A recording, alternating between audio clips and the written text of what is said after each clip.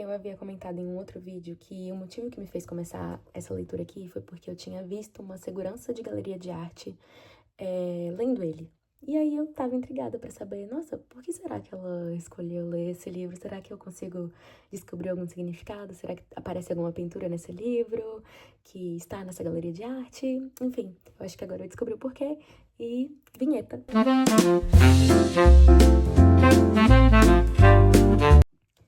Bom, Madonna com Casaco de Pele foi escrito pelo escritor turco Sabahattin Ali e nós vamos conhecer, assim, 3 personagens principais.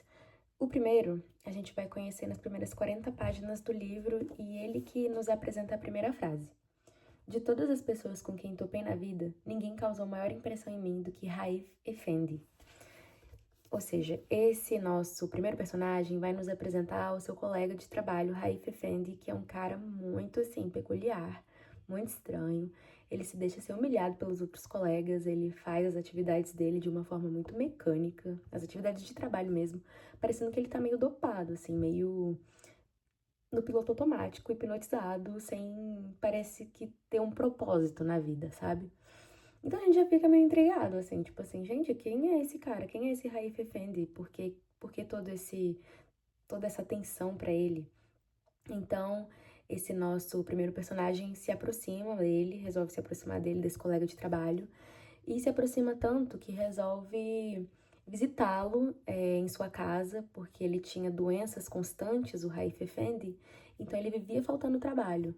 E esse nosso personagem resolve visitá-lo pra saber como é que ele tá, e quando ele tá lá nesse leito de doença dele, o Raif Effendi, esse nosso personagem pergunta se ele precisa de alguma coisa, se ele tá precisando de alguma ajuda. E o Raif Effendi vira pra ele e fala assim: eu preciso que você pegue as minhas coisas na gaveta lá do trabalho, porque preciso que você traga pra mim essas coisas. Aí ele vai lá no escritório, tipo assim, tá bom, vou pegar as coisas aqui, abre a gaveta, começa a mexer na gaveta, começa a pegar os pertences dele e acha um caderno no fundo dessa gaveta. E não sente nenhuma vontade de ler, assim, a princípio. Quando ele chega lá nesse leito de doença do Raif Effendi, ele fala que pegou o caderno também, o Raif Effendi fala assim, pelo amor de Deus, queima esse caderno tem que desaparecer. E aí, esse nosso personagem, ele fala assim, poxa, mas eu mal te conheço, tipo assim, deixa eu ler o que tá escrito aí, pra pelo menos a gente poder se aproximar um pouco, você não fala muito sobre você, você não quer deixar as pessoas se aproximarem, deixa eu dar uma olhadinha aí nesse seu caderninho, por favor. Aí o Raif Effendi fala, tipo, tá bom, você vai ver. Tipo assim, você vai ver por que que eu sou assim. Eu escrevi tudo aí nesse caderno. E aí a gente começa a ler o caderno do Raif Effendi. Já na página, eu até marquei aqui, que foi um momento de virada, assim, do livro, né? Na página 67, a gente começa a ler esse caderno que vai nos contar essa próxima parte do livro. Na segunda parte do livro, a gente vai conhecer a fundo, assim, o que que levou o Raif Effendi a se tornar esse velho apático com relação ao mundo e desesperançoso e um trabalhador mecânico fazendo suas atividades de forma automatizada, assim, sem nenhum sentimento, né? A gente descobre que ele se muda para Berlim, ele é um turco que se muda para Berlim porque o pai acha que ele tem que aprender a fazer sabão de qualidade em Berlim e sustenta o filho, sustenta essa mudança dele para Berlim para que ele aprenda alguma coisa lá. Chegando em Berlim, ele não, Raif Effendi, né, ele não se acostuma muito assim com as pessoas, ele é ainda aquele cara tímido e esquisito, ele já é desde então esse cara tímido e esquisito, assim, mas ainda não tanto quanto na velhice dele. E aí ele começa a passear por todos os museus, que nem toda pessoa estrangeira faz, começa a visitar as galerias de arte, começa, enfim, a tentar fazer uma imersão cultural no local que ele para, né, que é Berlim. E ele resolve passar por uma exposição de arte moderna, que era uma coisa que ele nem gostava tanto, mas ele estava passando por lá, tinha visto a matéria no jornal, chamou a atenção dele, ele resolve entrar nessa galeria de arte. Quando ele entra nessa galeria de arte, ele começa a ver as obras e uma obra se destaca, assim, uma obra muda completamente a percepção dele de mundo, que é uma obra intitulada Madonna com Casaco de Pele, feita por uma artista chamada Maria Puder. E, cara, A partir daí, as coisas começam a tomar outro rumo, assim. Ele percebe que essa pintura, principalmente o olhar dessa Madonna, lembra muito o olhar da Madonna dell'Arte, do pintor Andrea del Sarto, se não me engano.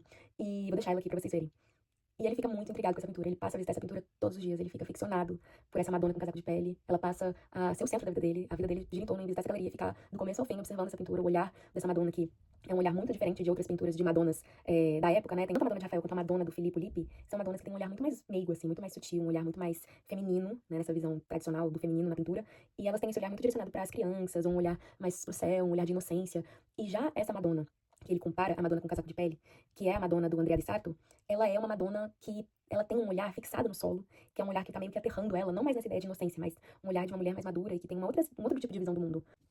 Uma visão que consegue atribuir um certo peso maior às responsabilidades, um peso maior à vida, e talvez esse olhar pra ela me passa tanta sensação de aceitação de como as coisas são e de que as coisas têm as suas contradições inerentes, mas ao mesmo tempo um olhar de, meu Deus, how can I escape this, né? Como eu consigo fugir disso? Me passa um pouco dessa sensação de, tipo assim, uma Madonna que tá ansiando uma liberdade que ela não consegue atingir, que é um olhar que beira, assim, talvez, o começo de algum despertar desse personagem, e que é talvez um lado dele que ele gostaria de ter, que é essa sensação de, tipo assim, eu tenho força sobre a minha própria vida, e eu sou dona da minha própria vida, e as coisas estão acontecendo ao meu redor, mas eu ainda tô com o meu foco ali no chão, né? Pelo menos essa é a minha percepção. E eu vou botar aqui a pintura pra vocês verem também, desse olhar dela, assim, né? Que acaba que é um olhar que é o olhar que se reproduz na obra Madonna com casaco de pele, feito por essa pintora chamada Maria Puder, e é um autorretrato. Então a obra com que ele fica ficcionado é a própria Maria, a própria artista, ele fica ficcionado na própria artista. Acabou que chamou muita atenção, né, de todas as pessoas que frequentavam essa galeria, e um dia a artista aparece na galeria e interage com ele, mas ele tava tão vidrado na obra que ele nem percebe que era a própria artista que tava ali, visitando. Um dia na rua, caminhando, ele cruza com ela e ele, peraí, será que aquela linda Madonna com casaco de pele? Ele começa a passar pelos mesmos locais, pelo mesmo local que ele tinha passado pra ver se reencontra com ela. E de fato eles se reencontram. Ela trabalhava ali num que pode ser chamado de um cabaré.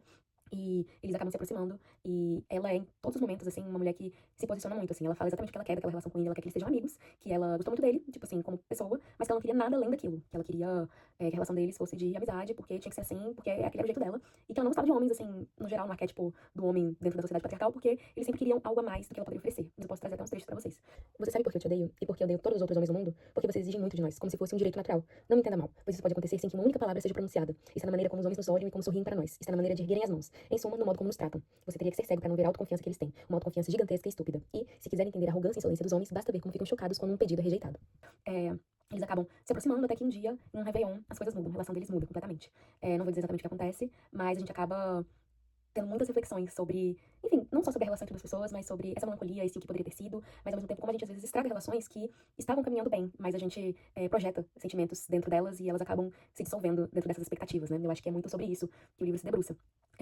Admito que, assim, o final foi bem inesperado pra mim, eu não imaginei que fosse acabar dessa forma, e ao mesmo tempo fico tentando retomar para a pintura, né, quais os sentidos ocultos que ela desperta ali. Eu queria saber, inclusive, se tem essa obra, se essa obra existe, a Madonna com casaco de pele. Mas eu acho que as minhas reflexões iniciais foram bem essas. Eu acho que em todos os momentos eu fiquei muito incomodada com o Raif Effendi, apesar dele ser um jovem, de seus 20 e poucos anos.